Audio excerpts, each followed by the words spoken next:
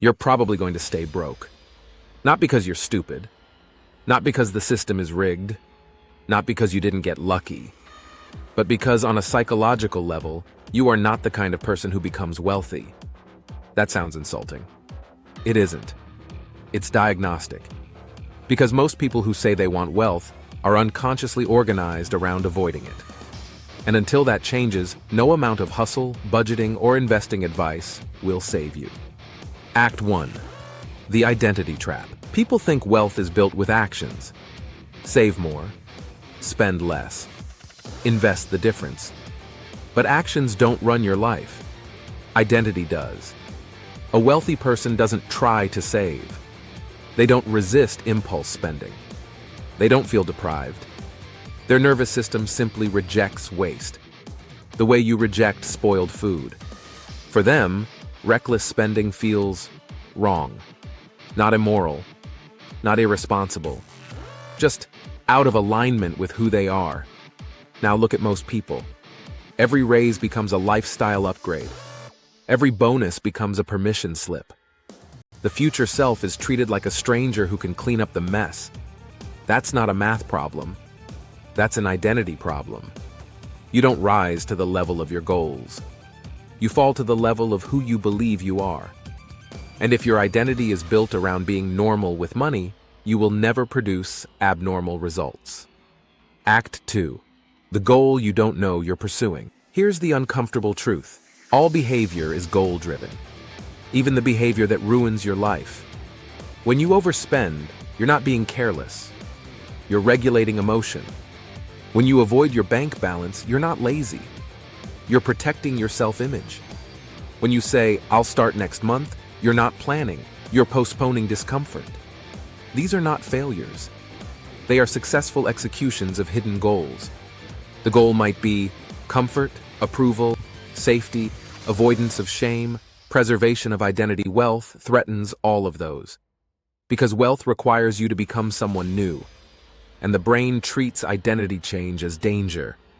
Not metaphorically, biologically.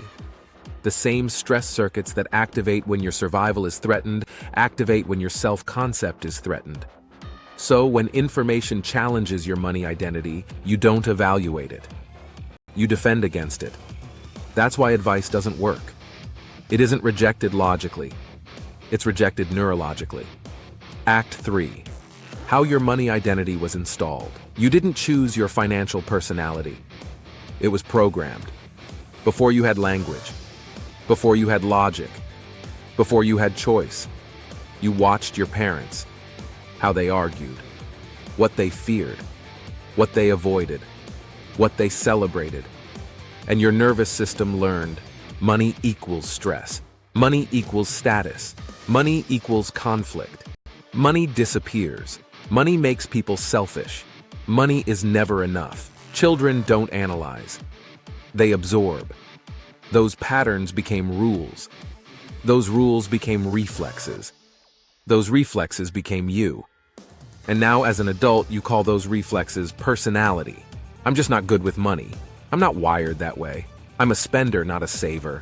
Translation: my childhood coping strategies are still running my adult life.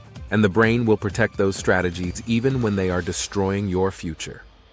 Act 4. The 5 stages of financial evolution. Most people are stuck in one of these. Stage 1. Unconscious money comes in. Money goes out. No tracking. No awareness. No plan. Stage 2. Anxious. You know it's a problem. You check. You worry. You avoid. You oscillate between panic and denial. Stage 3. Performative budgets. Spreadsheets. Apps. But everything requires willpower. And willpower always loses. Stage 4. Integrated saving is automatic. Spending is deliberate. Wealth grows quietly, consistently. Stage 5. Transcendent money becomes infrastructure. Not obsession. Not fear. Just a tool. Most people die in stage 2 or 3.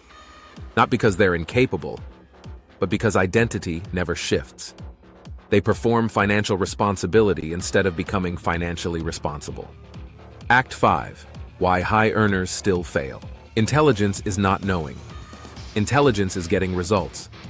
You can understand compounding perfectly and still never benefit from it. Because intelligence is not information. It's iteration. Set a goal. Act, measure, adjust, persist. Most people skip the last three. They repeat the same month the way a broken algorithm repeats a bug. Same spending, same stress, same promises, same outcomes, year after year. That is not bad luck. That is a closed feedback loop. Act 6, the weekend that can rewire you. You don't fix this with another app. You fix it by confronting 3 things. 1, your past programming. 2, your current trajectory. 3, your future self in one uninterrupted weekend. Friday, you excavate your money story. Where it came from. What it taught you. What you're still protecting. Saturday, you design a new identity and a new system. Not I will try to save, but I am the type of person who saves before spending. Sunday, you lock it in with structure, rules, automation, and accountability. So your future behavior no longer depends on motivation. Motivation is unstable. Identity is stable. Systems are permanent. The final truth: every financial decision is a vote. Not for a purchase, not for a stock, not for a budget. A vote for a future self. The one who is calm, or the one who is anxious. The one who has options, or the one who explains why they don't. The one who is free, or the one who is trapped in comfortable scarcity. Right now, you are voting. With what you avoid. With what you justify. With what you postpone. And those votes compound. Not in your account first, in your identity. And identity always wins.